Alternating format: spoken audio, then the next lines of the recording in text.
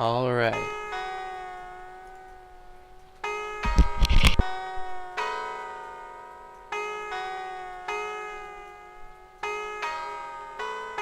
Hey, what's up everybody? It's Easy again. Looks like today we're going to be doing a sort of playthrough of Stronghold Crusader HD. Gonna go ahead and be playing against Abdul for the first match. And I'm just gonna be going through the campaign. I really just wanna have a sort of record of me beating this because I've never actually done it before. So I'm gonna try and give as much of an explanation as to what this game is and how it works for the first few episodes. We've got some Balmy playing in the background, some good shit. That's how I do. Alright. I can barely see the preview in Sony Vegas Pro. I'm gonna go ahead and have to figure out how to get that bigger for the next time I do this. But for now, it seems alright. Looks like I'm just gonna go ahead and get a base camp going for this game. I'm not really trying to go too hard on the defensive line. But in the games like these, you gotta get your macro up before you can get your micro. The game's really all about economy and building your empire before you attack.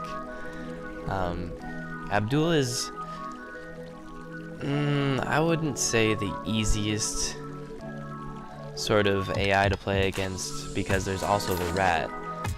Now in this game you're gonna have to understand that there are two really lines of tech going. You have your, for military anyways, you have your mercenary camp, which is based off of the Arabic sort of, I don't know, weapons and lore, I guess, of the Middle Ages, because that's where this game is based around, Middle Ages.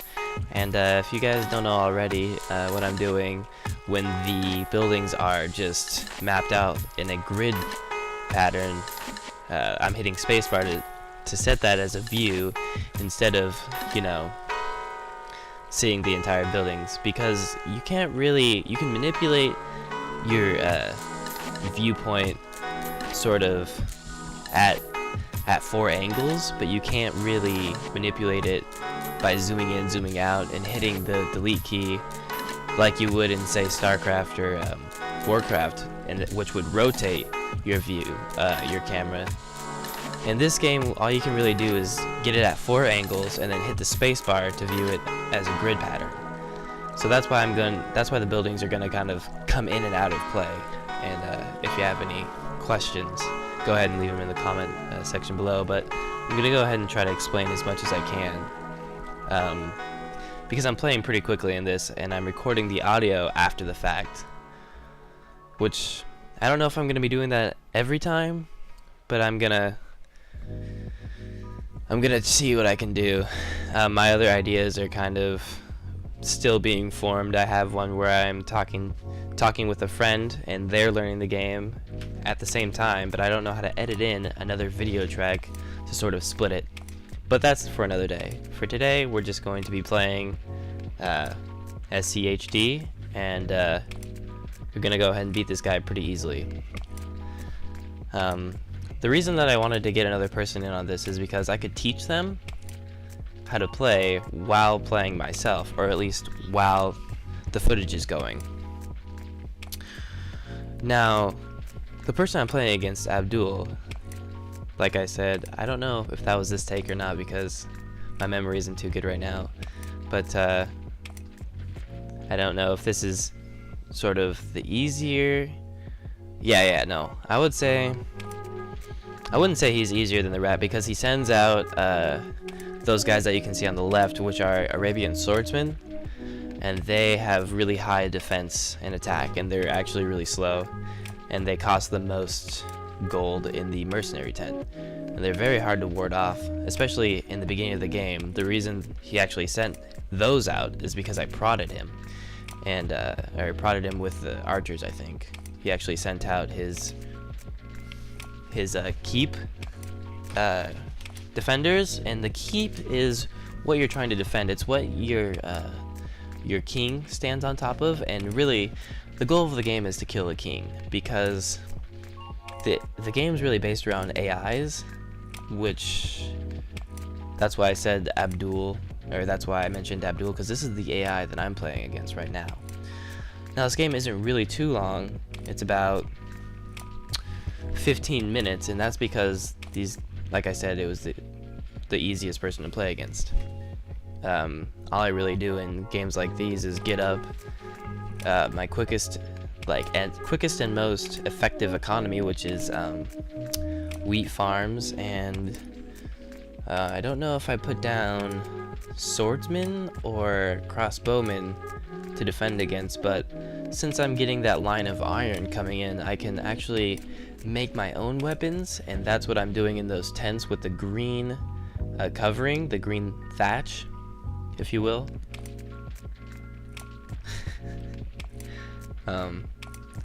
However, they do have units in my base, and I'm trying to ward those off right now. What I'm going to be doing next is trying to get up military, and that's, like I said, what those weapons are doing. In this game, you really have to collect resources, and those resources interact with your economy, and that's what you have to balance out throughout the game. Is you have to balance your economy with your military economy, your non-military economy with your military economy. That makes more sense. Looks like he's sending more people, or actually, you can kill villagers who work in certain buildings, and that's why the enemy was prodded, is because he made stone camps, and those stone camps have workers that have to go from your keep, which is where you get your workers, and that the campfire around the keep is how many villagers you have at your disposal, and that is relational to, if that's a word, to houses, and which is related to your popularity and your population. Now, if you have a popularity of over 50, then you will be gaining villagers. If it's under 50, you will be losing villagers at whatever rate, depending on the number. The number is at the bottom right book, or I guess that book that the guy's holding up. The top number is your popularity, the middle one is your gold, and the bottom one is your population. Now, right now, I'm trying to fend off some more attackers. I can barely see. Okay, that's much better. Put it on my other monitor there. Looks like what I'm doing right now is just trying to attack the enemy. Another cool thing about this game is that when you make your own weapons, the units that you recruit in this tab right here, using that barracks, they're cheaper than if you recruit them through the mercenary tent, which I think I might not have that up yet. Yeah, I'm making spearmen and archers right now, and I'm just trying to be as cost effective as I can, because I want to get done with this first mission as soon as possible, since I've played it many times. I'm actually not going to be doing anything new until maybe the 15th episode, as like I said, I've never beat this before. Or have I said that? I've never beat this before. God damn. Anyways.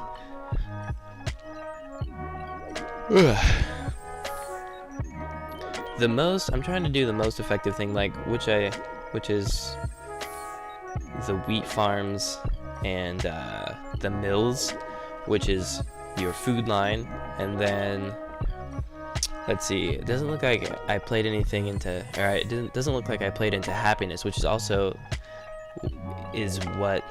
popularity. I'm sorry, is what I just pulled up, and what governs the number that the number that is the 100. See, if you have a neutral popularity, you will be at +1, which is just like the slowest gaining popularity you can have. If it's at 0, it's neutral, or I'm sorry, what its default set to is +1 because your taxes are at 0, and that gives +1 happiness. If you have no food, if you have too many scary machines or like machines of torture, I think, then that also lowers your popularity. If you have not enough houses and too many people, that also affects your popularity. If you have it affects your popularity negatively, I'm sorry. If you have gardens, that affects your popularity in a good way. Same with religion, which is what I was trying to place earlier.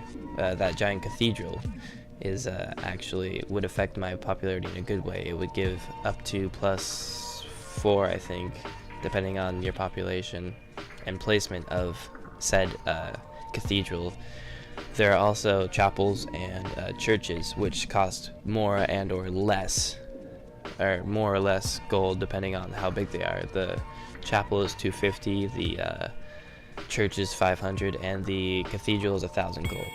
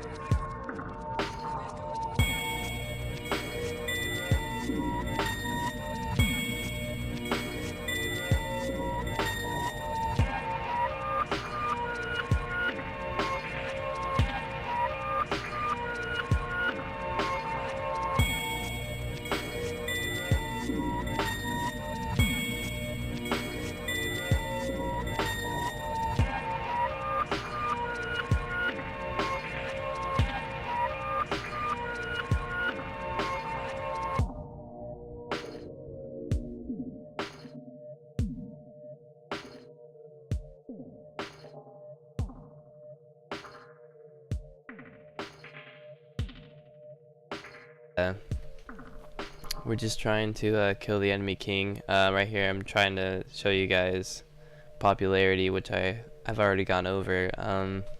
Really my strategy is to get the highest, or rather the most efficient attack build as I can, or that I can. What I like to do is I like to make siege towers as close to my enemy as possible when I'm playing on small maps like this. And I also like to get, well, I guess this game, not crossbowmen, but I like to get crossbowmen and spearmen because they are the most cost-effective units you can make, because the spearman takes wood and iron to make, and the cost to make the buildings to produce said units is also very small. I also like to get crossbowmen because they outrange and out damage deal, I guess, regular archers and Arabian archers and horse archers.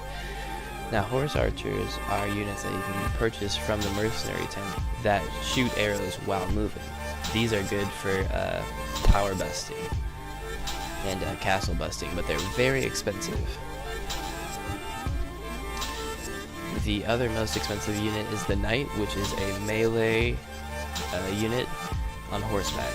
It's pretty self-explanatory. Looks like I'm going to be moving in soon. I'm just going to use the incoming spearmen to kill these troops and use my attacking spearmen to kill the enemy. So like I said before, I'm just trying to do this as quickly as possible.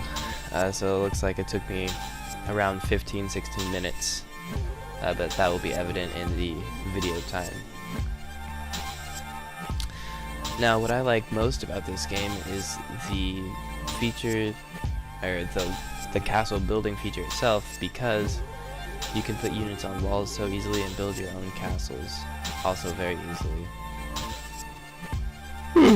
Doesn't look like these guys have any units up in towers, but the default AI for Abdul will put slingmen.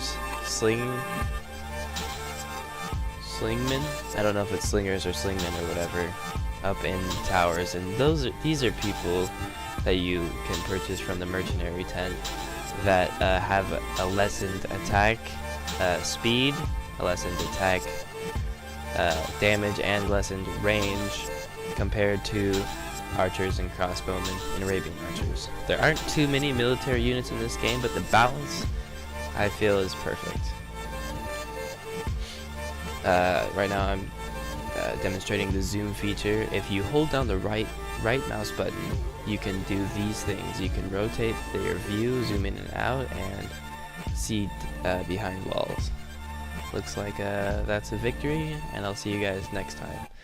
Hopefully the audio isn't too shitty, and I apologize if it is. This is Easy Living signing out.